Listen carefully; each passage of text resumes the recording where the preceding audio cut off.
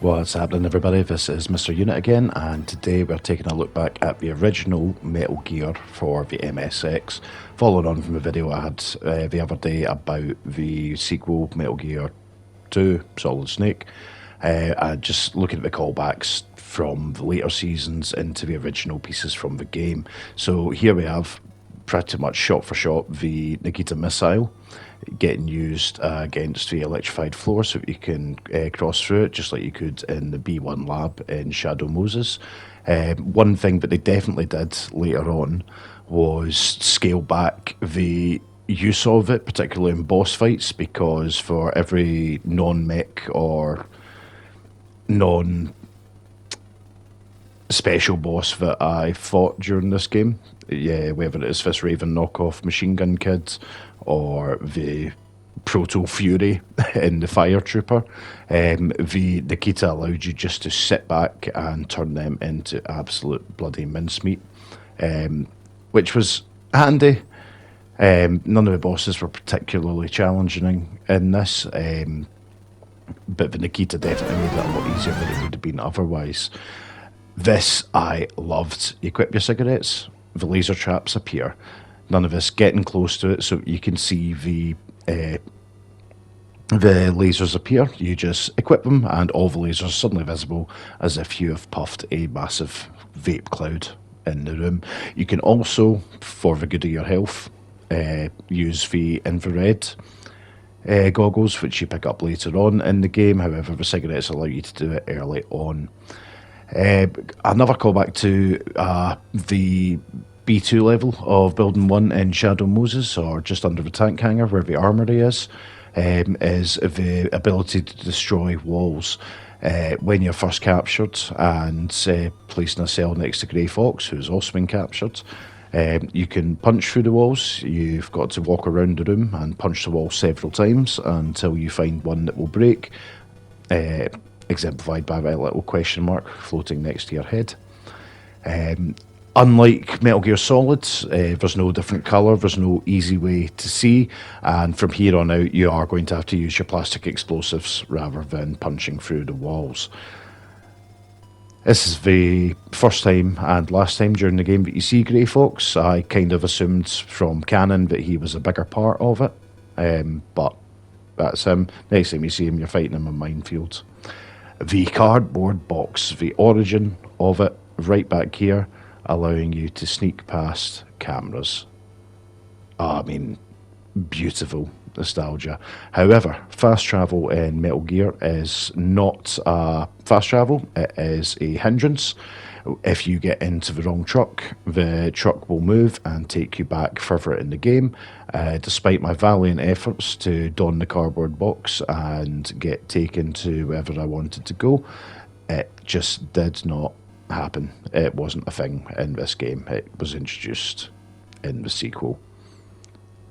As I sit under my box with my rations, waiting desperately for somebody to take me away from here. Mech battles I mentioned earlier. There's a Hind D fight, there is a tank fight, and obviously there's the Metal Gear fight as well. The tank fight I actually preferred to the Metal Gear Solid one. Not try to lob a grenade with your awkward tank movement into the gunner's nest. You are literally just deploying AT mines until the bastard blows up. No other weapons work on it. I did crack out the Nikita right at the beginning. And the same with the Hind D, you need to use your grenade launcher to be able to take it out. I forgot to save a clip of it while I was doing it, and couldn't go back to it. Metal Gear was a disappointment. I did assume that you would be fighting it. It wouldn't just be the prototype stored in a locker that you need to destroy. The destruction process is lengthy and frustrating, particularly following the path to get into Metal Gear. It was a maze of pitfalls and landmines and gas-filled rooms. Hideo was being an absolute bastard when he designed that one. The key to beating Metal Gear is by the text command you get from a prisoner of war about an hour earlier in the game. Now, not being new to Metal Gear, this twist was not unforeseen for me. However, there's an extra bit to it that I loved because they did a callback to it in Metal Gear Solid 2 Sons of Liberty. So once you've spoken to your man there that tells you that Big Boss is behind everything, you start to get codec calls, or you get one codec call anyway. Radio call, your transceiver. And it's kind of confirming what your man's just told you, that it is Big Boss that's behind everything. You already have your suspicions because he directed you into the trap trucks that kept taking you back to earlier on in the game. But this particular turn off your device, when the AI Campbell starts to go mental in Sons of Liberty, that's a callback to that, and I loved it. If you thought the Metal Gear fight was a disappointment, wait until you see the Big Boss final showdown. The Nikita doesn't do anything to him. The only difference here against the other boss fights is that you are on a clock, as you can see down at the bottom, this kind of weird decimalized time. But Nikitas didn't do anything, your guns won't do anything, but you can blow the shit out of them with rocket launchers. And it does only take a couple of hits, whereas you may recall in the sequel, you have to properly give them both barrels of a homemade flamethrower in order to take them down. I think it's 3 hits, 4 hits, yeah, 4 hits, done. Disappointing.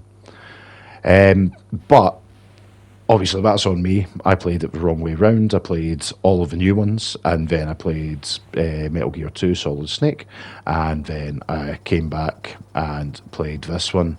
The game is difficult, man. Like, there was a good few parts I had to consult guides for. There's not a lot of clear direction.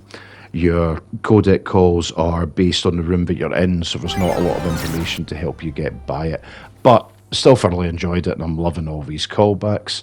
I'll see you the next time around.